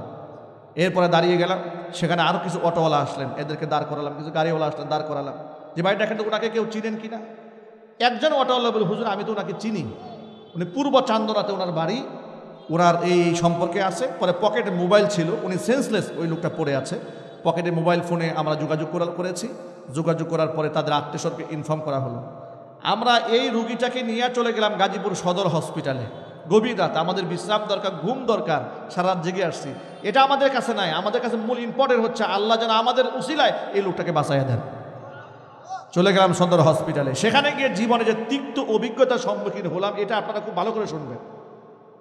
যখন এই রোগীটাকে হসপিটালে আমরা ইমার্জেন্সিতে ঢুকিয়েছি, ইমার্জেন্সির ডাক্তার যিনি দায়িত্বশীল, ওখানকার দায়িত্বশীল লোক, তিনি আসলেন। এসে বলে ওনাকে কে নিয়ে আসছে? আমরা বললাম যে আমরাই নিয়ে আসছি, রাস্তা থেকে কুড়াই নিয়ে আসছি। আপনার কেন নিয়ে আসছেন? কেন নিয়ে আসছেন? এই লোকটা এখন যদি মারা যায়, আমাদেরকে বলতেছে কেন নিয়ে আসছেন আপনারা? লোকটা যদি এখন মারা যায় তাহলে এই লাশটা আমরা কার কাছে দেব? আপনাদের নাম ঠিকানা দেন। আমরা আমাদের নাম ঠিকানা দিলাম। আমাদের সাথে আমার ড্রাইভার সাহেব ছিলেন, সফর সঙ্গী ছিলেন, তারা নাম দিল, মোবাইল নাম্বার দিল যে আমাদের কাছে রাখেন, যে ভাই আমরা রাস্তাঘাটে একটা মানুষ ছটফট করছে মৃত্যু যন্ত্রণায়, আমরা কি ফেলে আসতে পারি? তিনি আমাদেরকে বলেন আপনারা জানেন না উপকার করলে যে বাস খাইতে হয়? আমাদেরকে বলতে উপকার করলে বাস খাইতে হয়, জানেন না? আমি বললাম তাহলে করবোটাকে? উনি আমাকে বললেন যে আপনাদের দায়িত্ব ছিল 999-এ ফোন করা, 999-এ ফোন করে পুলিশকে ইনফর্ম করা, পুলিশ গিয়ে জায়গায় ইনভেস্টিগেশন করতো, তারা তাদের হাতে আপনারা এই অসুস্থ লোকটাকে উঠাই দিতেন। আমি মনে মনে চিন্তা করলাম এই প্রসেস করতে করতে যদি লোকটা মারাই যেত, এত প্রসেস সময় তো না, আর আমরা এটা জানিও না যে 999-এ ফোন দিতে হয়, এই তথ্য আমাদের জানা নাই। এই যে আপনারা যে এখন থেকে জানলেন, রাস্তার ঘাটে কেউ অ্যাক্সিডেন্ট করলে কোথায় ফোন দেবেন? সবাই বলেন না, এটাও একটা দাওয়াত, এটাও একটা দাওয়াত, এটা রাষ্ট্রের সিস্টেম। 999-এ ফোন দেবেন। তবে উনি আমাদেরকে ধমকাধমকি করেছেন, কিন্তু আমরা বিষয়টা পরবর্তী উপলব্ধি করতে পেরেছি। উপলব্ধি এই জন্য করেছি যে এটা দূষণীয় নয়। একটা ক্ষেত্রে আল্লাহ না করুন আসলেই সত্যি সত্যি লোকটা যদি মারা যেত, উনি তো বলতে পারতেন না যে কে তাকে ধাক্কাটা মেরেছিল, ঠিক কিনা বলেন? তা আমরাই তো লাশটা নিয়ে গেছি, আমরাই তো দেহটা নিয়ে গেছি, আমরা এখানে ফেসে যেতাম এই মামলায়, ঠিক কিনা বলেন? পরে ওখানকার দায়িত্বশীল একজন আমাদেরকে বলে, হুজুর কিছুদিন আগে একটা লোক এরকম রাস্তা থেকে উঠাই নিয়ে আসছে এরকম এক অসুস্থ রুগীকে, কিছুক্ষণ পরে পুলিশ এসে ওই লোকটাকে ধরে নিয়ে গেছে। সুতরাং আপনাদেরকে সতর্ক করার জন্য কথাটা বলেছি। এটাও বড় কথা নয়, বড় কথা হচ্ছে যে ইমার্জেন্সিতে যারাই থাকেন, এই কথাটা রেকর্ড হচ্ছে, অনলাইনে ছড়ায় যাবে। আমি বলবো ইমার্জেন্সিতে যারাই থাকেন, যদি কোনো অসুস্থ রুগী আপনারা পান, যারা দায়িত্বে আছেন, সে আপনার না হোক আপনার ভাই, না হোক আপনার মা, না হোক আপনার রক্তের কেউ, দায়িত্বশীল হিসেবে তার প্রতি আন্তরিকতা দেখাবার দরকার আছে না নাই? যদি বলতে হবে আছে না নাই? সুতরাং এভাবে আন্তরিক হওয়া উচিত। আল্লাহ রাব্বুল আমিন আজকে হাজার হাজার মানুষ নিয়ে ওই অসুস্থ লোকটার জন্য আমরা দোয়া করি, আল্লাহ রাব্বুল আমিন তাকে পরিপূর্ণ শেফা দান করেন। পরে আমরা থাকা অবস্থায় তার আত্মীয় স্বজন সব চলে আসছে, তাদের কাছে আমরা তাকে বুঝাই দিয়ে এরপর আমরা বাড়ি গেছি। প্রিয় ভাইয়েরা, সুস্থতার নিয়ামত অনেক বড় দামি নিয়ামত, এই কথা বোঝাবার জন্য এই কথাগুলো বলেছি। আল্লাহ না করুন এমন একটা ঘটনার সম্মুখীন তো আমিও হতে পারি, আপনিও হতে পারেন, ঠিক কিনা বলেন? আল্লাহ পাক যেন এমন কঠিন পরিস্থিতির সম্মুখীন আমাদেরকে না করেন, জোরে কোন আমিন। আপনাদের জন্য একটা সুসংবাদ দিচ্ছি, আগামী রমজান মাস সামনে আগত, রমজান উপলক্ষে আমার লিখিত একটা বই আসছে বাজারে। রমজানের উপলক্ষে লিখিত এই বইয়ের মধ্যে আমি দিয়ে দিয়েছি। মানুষ এই রমজান মাসে আমাদের এত প্রশ্ন করে, হুজুর রমজান মাসে ভুলে খানা খেয়ে ফেলেছি, হুজুর রমজান মাসে কি মুখে চুমু দেওয়া যাবে, খুশবু দেওয়া যাবে, স্প্রে দেওয়া যাবে, নাকের মধ্যে ইনহেলার দেওয়া যাবে, কানের মধ্যে ড্রপ দেওয়া যাবে? এই মাসআলাগুলো জানা দরকার আছে না নাই? বিশেষ করে আমার মা বোনরা ফোন দিয়ে আমাদেরকে বেশি জ্বালাতন করে যে হুজুর রমজান মাসে এই আপনারা বসেন, একটা লোক উঠবেন না, এতক্ষণ বয়ান শুনেছেন, এই 5টা মিনিট দোয়া হয়ে যাবে, ক্ষণে দোয়া না করে একটা লোকে না উঠবেন না। এটা হবে সবচেয়ে বড় অকৃতজ্ঞতা যে এতগুলা মানুষ একসাথে বসে বয়ান শুনেছে, এখন বয়ানে করে মুনাজাত না দেওয়ার আগে আমরা উঠে যাব। এটা কি করা যাবে? আল্লাহ রাব্বুল আলামিন যেন আমাদের জিন্দেগির গুনাহ খাতা মাফ করে দেন, জোরে কোন আমিন। এই বইয়ের শেষ দিকে আমি দিয়ে দিয়েছি সন্তানাদি সন্তান না হলে কি আমল করতে হবে, মাজারে কি সেজদা দেওয়া যাবে, হালাল না হারাম। এই বইয়ের মধ্যে আমল দিয়েছি, সন্তান না হলে আপনি কি আমল করবেন। এই বইগুলা আমাদের ড্রাইভার সাহেবের কাছে গাড়িতে আছে, স্টেজে অল্প কিছু বই আছে। মুনাজাত হওয়ার পরে মাত্র 100 টাকা করে কপি আপনারা গ্রহণ করতে পারেন। আল্লাহ রাব্বুল আলামিন উম্মতের জন্য কিতাবখানা কবুল করেন, জোরে কোন আমিন। আর বইয়ের পেছনে আমার পার্সোনাল হোয়াটসঅ্যাপ মোবাইল নাম্বার দেওয়া আছে, যদি আপনাদের সুযোগ হয় কোনো কারণবশত শারঈ ওজরে আপনারা সরাসরি হোয়াটসঅ্যাপে আমার সাথে নাম্বারে যোগাযোগ করতে পারবেন ইনশাআল্লাহ। এখানে একটা আবদার এসেছে আজান শোনাবার জন্য। রাত তো অনেক বেশি হয়ে গেছে, রাত 12টার পরে কি আজান হবে? এখন আজান শোনার আগ্রহ কি আছে আপনাদের? আজান শোনার আগ্রহ আছে কার কার? হাত দেখতে চায়? হাত দেখি নাই ভালো করে দোকান। কি আজান শোনার আগ্রহ আছে? হাত নামান, হাত নামান। দেখেন, আল্লাহু আকবার, আল্লাহু আকবার।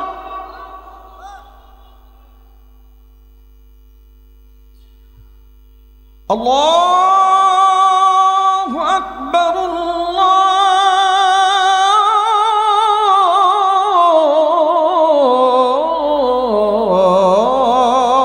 আল্লাহু আকবার।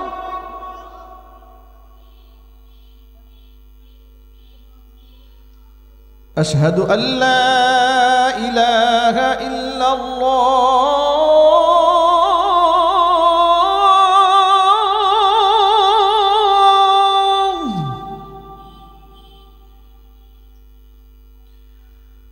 أشهد أن لا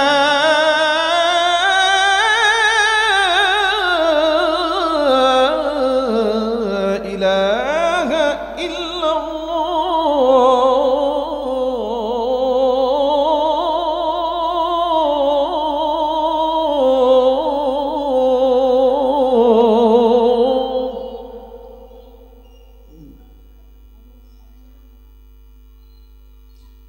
أشهد أن محمد رسول الله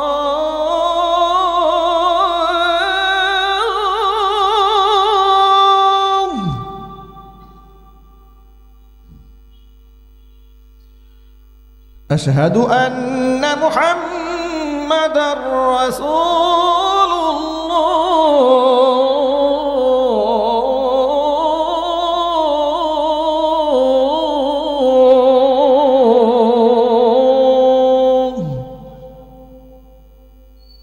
আজানের ধ্বনিটি গভীর রাতে এতটুকু নেই, মাইকের আওয়াজ যাচ্ছে কয়েক কিলোমিটার। যারা ঘুমিয়ে গেছিল এই আজান শুনে সব লাফ দিয়ে ঘুম থেকে উঠছে, সবাই মনে করেছে ফজর হয়ে গেছে। ঘড়ির দিকে তাকায় দেখে রাত 12:15 বাজে, আর মানুষ সমান আমাকে বকা শুরু করছে, কোন মুয়াজ্জিন পাগল হয়েছে। ঠিক কিনা বলেন? শুধু আপনাদের একটা আরজি, হৃদয়ের তামান্না, আমি এক স্টেজে উঠা মাত্র সভাপতি সাহেব বলা শুরু করে দিয়েছে, হুজুর একটু আজান শোনাতে হবে। আল্লাহ রাব্বুল আলামিন আজানের প্রতি যে ভক্তি, শ্রদ্ধা, মোহাব্বত আমাদের দান করেছেন, নামাজের প্রতি মোহাব্বত, ভালোবাসাকে যেন আরো বৃদ্ধি করে দেন, জোরে কোন আমিন, আল্লাহুম্মা আমিন। ربنا ظلمنا أنفسنا وإن لم تغفر لنا وترحمنا لنكونن من الخاسرين ربنا لا تزغ قلوبنا بعد إذ هديتنا وهب لنا মিন লাদুনকা রাহমাতান ইন্নাকা আনতাল ওয়াহ্হাব রব্বানা ফাগফির লানা যুনুবানা ওয়া কাফির আন্না সাইয়্যাতিনা ওয়া তাওয়াফফানা মাআল আবরার। রব্বুল আলামিন, আমরা গুনাহগার, গভীর রজনীতে কোরআন সুন্নাহ থেকে আলোচনা করে বড় আশা নিয়ে তোমার শাহী দরবারে হাত দুখানা বাড়িয়ে দিয়েছি।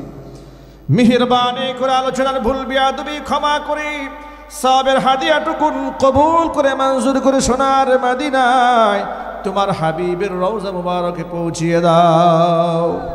তাম পৃথিবীর মাটির নিচে যত মুমিন মুমিনাত, মুসলিমিন মুসলিমাত চিরবিদায় হয়ে চলে গেছেন, তাদের আরওয়াহের উপরে সাবের হাদিয়াগুলো পৌঁছিয়ে দাও।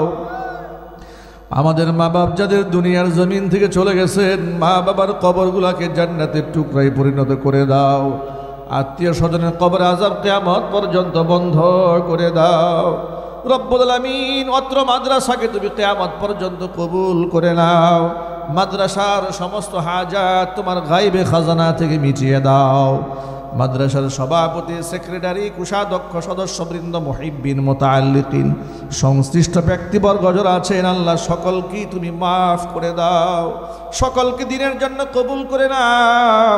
পর্দার অন্তরালে আমার হাজার হাজার মায়েরা বোনেরা বয়ান শুনেছেন, মা বোনদের মাফ করে দাও। নিঃসন্তানে মাকে সন্তান দান করো। স্বামী স্ত্রীর মধ্যে মোহাব্বত না থাকলে মোহাব্বত পয়দা করে দাও। সন্তান সন্ততি পিতা মাতার অবাধ্য হয়ে গেলে মেহেরবানি করে বাধ্যগত বানিয়ে দাও। রব্বুল আলামিন, এলাকার নেতৃস্থানীয় ব্যক্তিবর্গরা হাত তুলে ধরেছেন, উপজেলা চেয়ারম্যান সাহেব সহ সকলকে আল্লাহ দিনের জন্য, ইসলামের জন্য, সমাজের খেদমতের জন্য আল্লাহ কবুল এবং মঞ্জুর করে নাও। অত্র এলাকার সমস্ত মুর্দিগানের কবর আযাব কিয়ামত পর্যন্ত বন্ধ করে দাও। কিয়ামতের দিন, মুসিবতের সময় মানুষ যেদিন পানি পানি বলে চিৎকার মারতে থাকবে, আল্লাহ তোমার হাবিবের হাতে হাউজে কাউসারের ফয়সালা করে দাও। তোমার হাবিবের শাফাআত আমাদের সকলের জন্য ওয়াজিব বানিয়ে দাও। রব্বির হামহুমা কামা রব্বায়ানি সগীরা, রব্বির হামহুমা কামা রব্বায়ানি সগীরা। تقبل منا إنك أنت السميع العليم وتب علينا إنك أنت التواب الرحيم. سبحان ربك رب العزة عما يصفون وسلام على المرسلين والحمد لله رب العالمين. واجعل آخر كلمتنا عند الموت لا إله إلا الله মুহাম্মাদুর রাসূলুল্লাহ। আসসালামু আলাইকুম ওয়া রাহমাতুল্লাহি ওয়া বারাকাতুহু।